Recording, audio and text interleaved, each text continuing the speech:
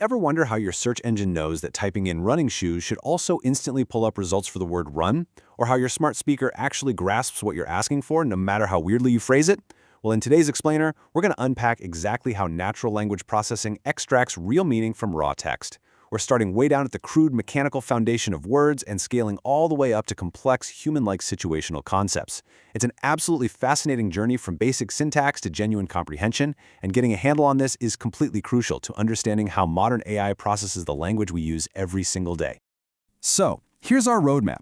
We'll quickly cover morphological reduction with stemmers, the limits of stemming, WordNet and synonym sets, WordNet semantic relations, FrameNet and conceptual situations, and we'll wrap up by comparing WordNet and FrameNet side by side. All right, let's jump straight into part 1, morphological reduction with stemmers. To really get how machines read, we literally have to start at the bottom. A stemmer is a strict, rule-based linguistic preprocessing tool. Its entire job, its only job really, is to hack away at inflections or suffixes to reduce words down to their base form, which we call the stem. It's essentially a linguistic machete. By chopping words down to their absolute base, computers save massive amounts of processing power and can easily group similar words together. But keep in mind, at this stage, the computer doesn't actually understand the word at all. It's just following a blind set of mechanical rules. Let's actually look at this chopping in action using the famous Porter stemmer. It relies on sequential condition-action rules. Think of it like a purely mechanical assembly line. For instance, if a word ends in SSES, the algorithm just blindly cuts it down to SS. So caresses becomes caress. Make sense? Or if it ends in IES, it replaces it with just I, meaning ponies becomes PONI. Now, obviously, pony isn't a real English word. But you know what? The computer doesn't care. To a machine, it functions perfectly as a mathematical stem to cluster concepts together. And hey, if you think that's rough, the Lancaster stemmer is even more intense. It uses over 100 of these aggressive chopping rules to pare the English language down into tiny, manageable computational chunks. That brings us to part 2, the limits of stemming. Because this mathematical chopping is so incredibly crude, it falls into 2 massive pitfalls. On the left, we have overstemming. This is when the algorithm strips away way too much. Imagine a stemmer reducing both the word organization and the word organ to just organ. It literally just conflated a massive corporate entity with a musical instrument or a kidney. That is an absolute disaster for a search engine. Then, on the right, we have understemming. This is when it fails to connect clearly related words. Words like alumnus and alumni don't actually reduce to the same stem under these basic rules, so the computer is completely blind to their obvious relationship. To actually process meaning, NLP models have to graduate from basic scissors to actual semantic maps. Which leads us perfectly into part 3, WordNet and synonym sets. Enter WordNet.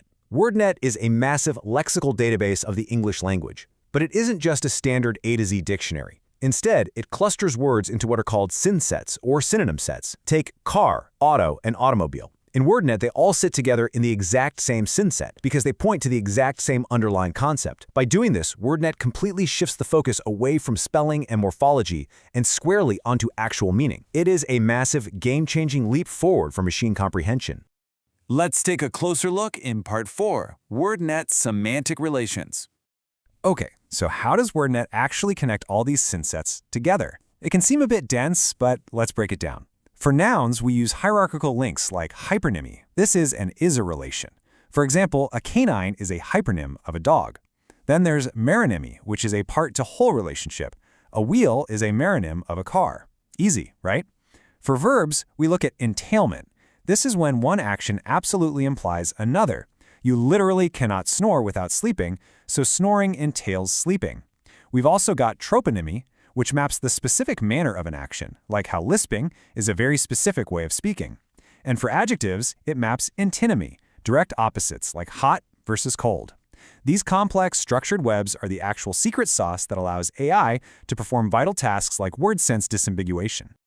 Moving right along to part 5, FrameNet and conceptual situations.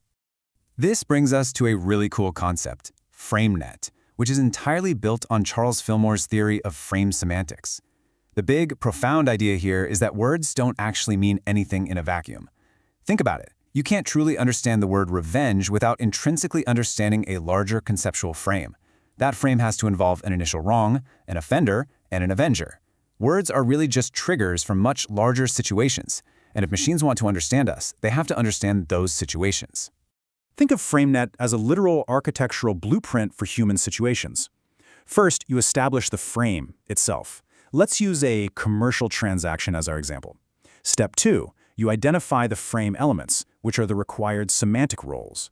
For any commercial transaction to even exist, you inherently need a buyer, a seller, goods, and money. Finally, step 3 brings in the lexical units. These are the specific trigger words, words like buy, sell, pay, or spend. So if an AI reads the sentence, John bought a car from Bill, FrameNet gives the computer the situational awareness to instantly map out exactly who gave the money, who gave the goods, and what the entire interaction actually means in the real world.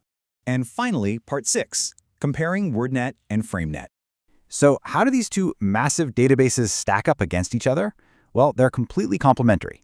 Think of WordNet as the ultimate interconnected dictionary.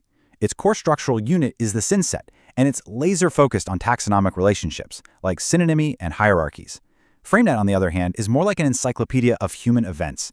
Its core unit is the frame, and it's entirely dedicated to understanding thematic roles and who does what to whom. Basically, while WordNet tells the machine what a word is, FrameNet tells the machine what a word does in the messy theater of human interaction.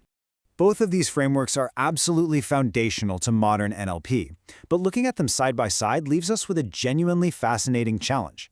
If WordNet perfectly categorizes our vocabulary, and FrameNet perfectly outlines our complex human situations, how exactly will next-generation AI seamlessly merge the two? How do we build systems that finally grasp language exactly the way you and I do? It is the ultimate puzzle in natural language processing today. Thank you so much for joining me for this explainer, and keep exploring.